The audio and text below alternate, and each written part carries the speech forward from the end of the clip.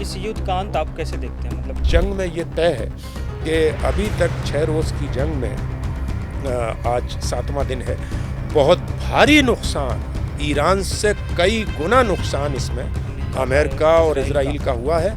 और उनका जो एक भ्रम था अरब देशों में और जिस तरीके से उन्होंने अपना एक खौफ बैठा रखा था, उसकी कहीं ना कहीं हवा भी निकली है।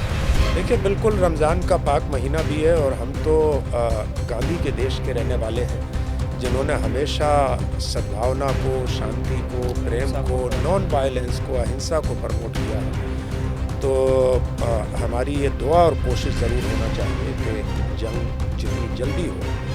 जंग खुद अपने आप में एक मसला है, जंग क्या मसलों का हल देगी? तो जंगों से मसले हल नहीं होते, डायलॉग के ज़रिए मसले हल होते हैं।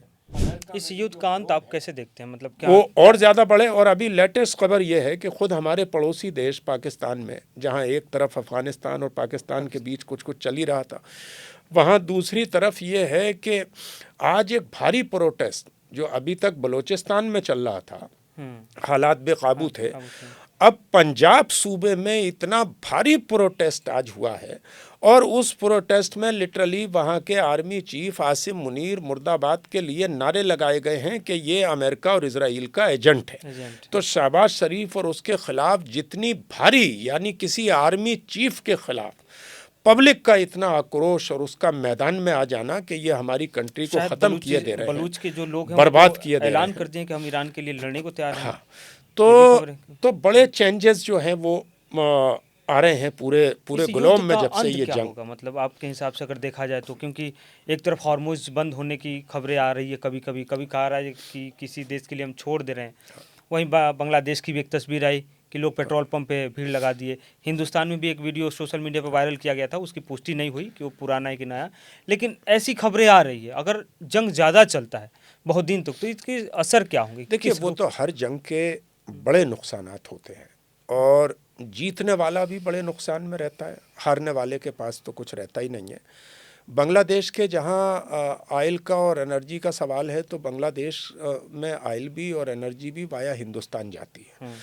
तो आम तौर से ये ऐसा ही हुआ होगा जो 2-3 दिन पहले महाराष्ट्र में खबर किसी एरिया में हुई कि कल से तेल महंगा हो जाएगा और आधा किलोमीटर तक बाइक्स की और कारों की लाइन लग गई आयल डलवाने के लिए, पूरा वो टैंकर। जबकि हिंदुस्तान में ये बताया भी गया कि कम से कम 40 दिन का तो स्टोरेज जो है वो रहता है और उससे ज़्यादा का ही रहता है इन देशों के पास, कि एक बड़ा देश है तो हमेशा इतना स्टोरेज रहता है कि अगर इस तरह की कोई स्थिति हो।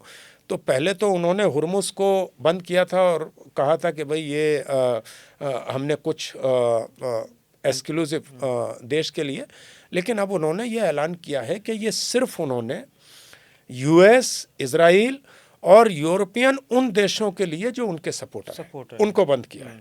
उन्होंने भारत के लिए, चाइना के लिए, रशिया के लिए, इन सब के लिए उन्होंने बंद नहीं किया है। तो एक तो ये मसला है, वो बहुत ख़ास स्ट्रेटेजिक पॉइंट है। अगर वो बंद हो जाएगा, जंग के जो रूल रेगुलेशन है उसमें भी हालांकि ये बड़ा ज़रूरी होता है कि सिविलियंस को कम से कम निशाना बनाया जाए। इसी का उल्लंघन इजराइल 2 जगह फंस गया है, इजराइल और अमेरिका, कि इन्होंने लीडरशिप पर अटैक किया, स्कूल पर अटैक, वो भी गलत था, और जो बच्चियों के स्कूल पर अटैक किया वो उससे ज़्यादा गलत था और दोबारा भी अटैक किया। तो इसकी पूरी दुनिया ने मजम्मत की है, इंसाफ पसंद लोगों ने। या जैसे गजा में वो बच्चों को, औरतों को, बूढ़ों को, सबको मार रहे थे।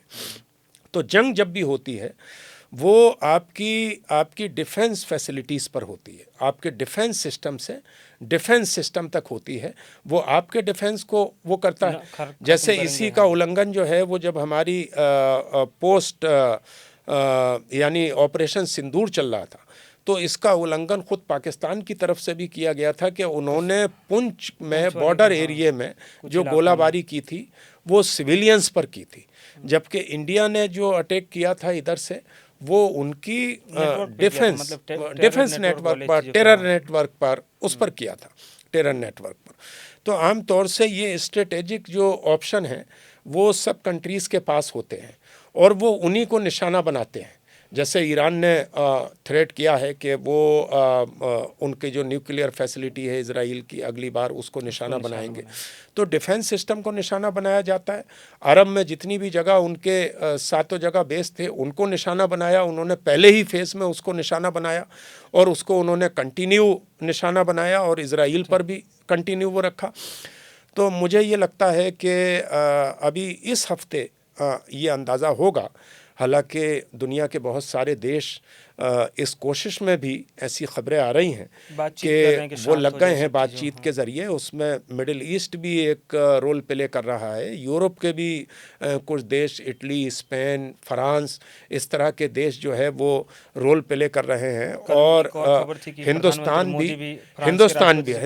भी डे फर्स्ट से इस पर नज़र बनाए हुए है, इसमें एक रोल प्ले कर रहा है और रशिया भी इसमें एक रोल प्ले कर रहा है। तो हो सकता है कि अगर ये जंग विद इन ए वीक किसी नतीजे पर नहीं पहुंचती है, नहीं रुकती है, तो इसके नताइज बहुत ख़तरनाक भी हो सकते हैं और दुनिया के अगर और देश इसमें मैदान में उतरे तो फिर ये जंग आलमी सूरत हाल भी इख्तियार कर सकती है।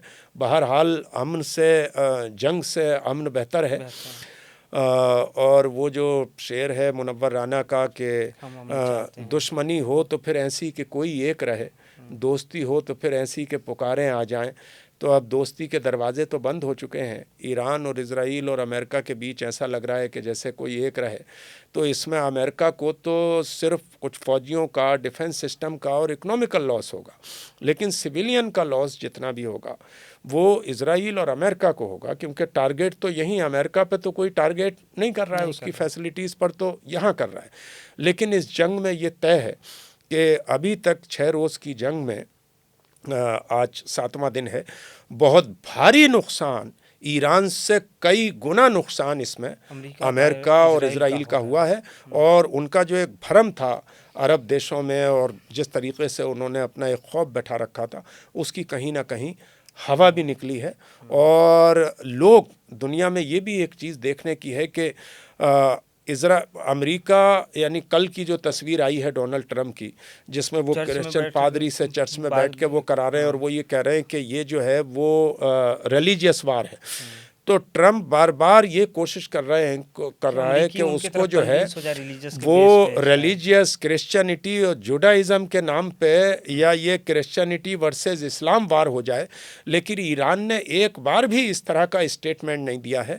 और दुनिया की जो सेकुलर ताकतें हैं उन्होंने भी, आप हिंदुस्तानी मीडिया को उठाकर देख लीजिए कि हिंदुस्तानी मीडिया को आप अगर उठाकर देखेंगे तो 75% से 90% तक आप कम से कम देखेंगे कि वो टोटल जो खबरें हैं वो कहीं ना कहीं ईरान के सपोर्ट में या प्रो ईरान नज़र आती हैं। और अमेरिका की नीतियों को और इजराइल की नीतियों को, इस आक्रमण को ज़्यादातर डेमोक्रेटिक लोग, वो किसी भी फेथ के और किसी भी कंट्री के हो, और उनकी कंट्री के खुद क्रिटिसाइज कर रहे हैं। इजराइल में विरोध हो रहा है, अमेरिका में विरोध हो रहा है, स्पेन की मीडिया संस्थान देख लीजिए, चाहे टर्किश वाले, सब विरोध कर रहे हैं।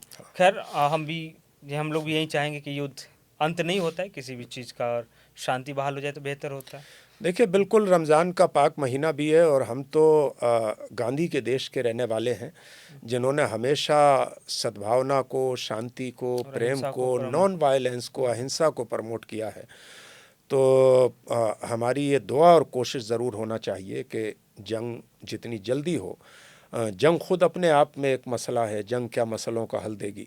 तो जंगों से मसले हल नहीं होते, डायलॉग के ज़रिए मसले हल होते हैं।